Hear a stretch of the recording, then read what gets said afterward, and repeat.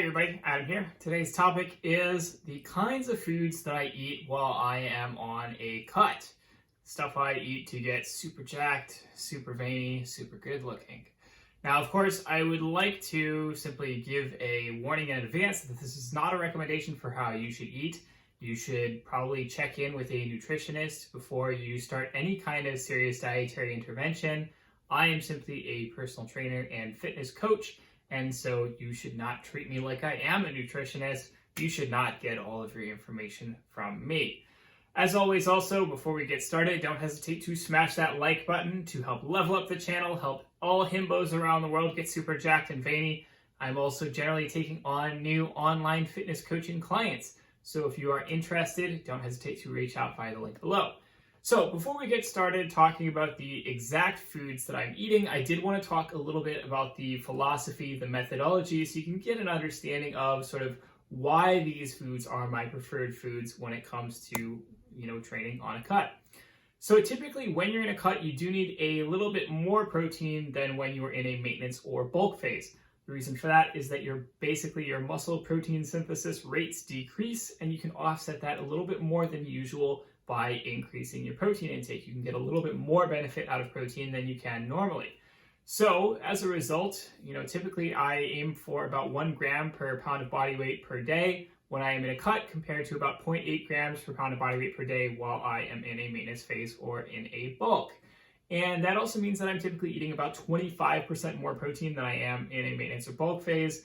And of course, combined with the fact that, of course, you're going to be eating fewer calories overall, that does mean that protein ends up taking up a larger overall percentage of your diet. And it can feel a little bit like you're just eating nothing but protein, at the end of the day.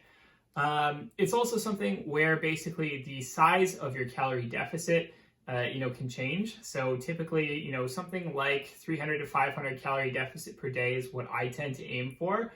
But you should understand that basically, first of all, the slower your cut is, obviously the longer it takes, the more frustrating that can be, the more it can feel like you're just dieting forever. But at the same time, that's going to be generally safer for your health. It's generally going to preserve more muscle mass and get you better results. At the same time, it's also something where it does vary a lot based on just basically kind of how big you are to start off with. Somebody who is, say, 300 pounds going on a cut is going to need a very different approach than somebody who's 150 pounds and going on a cut. And so it's not something where just there's, there could be a one size fits all number. You really do need to sort of assess that number in terms of what deficit you're aiming for based on your starting point, how trained you are, and so on. So that is a little bit beyond the scope of this video to talk about. I'll probably make another video about that one in particular. It's also something where it can help a little bit to add in a multivitamin. So typically when you're in a maintenance or a bulk phase, so long as you're eating like a decent variety of different kinds of foods, so long as you're making sure that you're hitting, basically your fiber sources, so your fruits and veggies pretty, frequently, it's not something where you need to worry too much about malnutrition, because your micronutrients, you're generally going to get plenty of them from the foods that you are eating. But when you're in a cut, you are reducing the total number of calories you're eating, and by definition, that also means you're reducing the variety of kinds of food that you're eating, because you can eat less food overall. And so that does mean that you are at a slightly greater risk for malnutrition, especially if you're taking a very aggressive cut, which I don't recommend to begin with. And so that is something where a multivitamin can help. Adding in a multivitamin just to cover your bases, just to make sure that you're not risking malnutrition, can certainly go a long way. I also use a diet app called Macro Factor, which I highly recommend, put together by a friend of mine. This is not a paid plug or anything like that. I simply really like the app. I use it a lot. Unlike other apps, which are garbage, stuff like MyFitnessPal, things like that, they tend to recommend you very strict numbers, and they don't really adapt or adjust your numbers over time. The thing that Macro Factor does that is magic is that it takes the data that you give it and it adapts to your actual metabolism, gets more and more accurate over time, and can actually adjust to those fluctuations for things like, basically just how your metabolism is changing from day to day based on what's happening. So I highly recommend Macro Factor. It's a great app. You should check it out. So moving on to my favorite foods. So I'm going to start off talking about protein sources, because of course protein becomes so important when you are in a cut. First one is of course the classic protein shake. Protein shakes, great way to get in a lot of protein. Most of the calories in a protein shake come from protein, so it's a very pure protein source. And that makes it super simple, so you don't have to do things like, cook a steak whenever you want to get in your protein. At the same time, protein shakes taste like garbage. This is a known fact. This has always been the case. They certainly taste better today than they used to, but protein shakes still not something that you want to rely on for 100% of your protein intake, simply because that's going to get really exhausting really quickly, just eating the same garbage tasting protein shake over and over and over. But it is something where I find where, for example, like, it's the end of the day, I'm short on my protein for the day, I do need to make that up really quickly, I'll have a protein shake before bed. So the flexibility of protein shakes, amazing, gives you a lot of opportunities there. Next one is something like basically a meat jerky or a biltong. So these are basically just, your dried out meats. They're going to be high in protein, they don't have a ton of added calories elsewhere, and that's great because this is basically a snack that you can carry with you basically wherever, doesn't go bad, and that means that you have a readily available protein source that you can use whenever you want. At the same time, I do find that these protein sources tend to be a little bit more on the expensive side compared to something like a protein shake, and so it is something where hopefully you can find like a cheap version that you like somewhere in your area. Next is skyr or Greek yogurt. So basically skyr is like an Icelandic yogurt. These are both high protein yogurts. They do have a little bit more calories in them compared to something like a protein shake or a jerky, but not a ton, and they're still very, very high in protein. And it's also something that is, again, very quick. Like, yes, you do need to keep it in the fridge until you actually eat it, and that is a little bit less convenient than something like a protein shake or a jerky, but at the same time, it's super simple. You just grab your spoon and go at it. It can get a little bit boring just eating, the same cold, bland, boring yogurt over and over again. So it can help to add in some things like maybe a little bit of granola, a little scoop of jam, a little scoop of lemon curd, basically just something to add a little bit of flavor without adding a ton of calories at the same time. And then one more topic when it comes to proteins is simply that I would always recommend that you actually check the actual values of the proteins in the foods that you're eating. Because a lot of foods that advertise themselves as high protein are not actually high protein. They're just a slightly higher protein version of something that normally doesn't have much of any protein in it, but would still be therefore incredibly inferior compared to actual high protein sources like your meats, like your skyr, like your protein shakes, things like that. So typically when you see something like a protein bar, it's really just mostly going to be kind of just like a candy bar at the end of the day. Something like maybe 30% of its calories come from protein. That's okay. But what you really want is something where more than 30% of your calories are coming from protein, because that means that you're not having, a ton of added carbs or fats and that you don't need to be eating. I've seen so many things where it's like, this is a high protein cereal bar. And I actually look at the wrapper and it says, it's got 15 grams of protein and that's only 20% of the overall calories. Well, yeah, that's better than, a normal cereal bar, but that's not a good protein source by any stretch of the imagination. So it is something where you do need to actually kind of closely read the labels, especially when it comes to things, like foods that advertise themselves as high protein.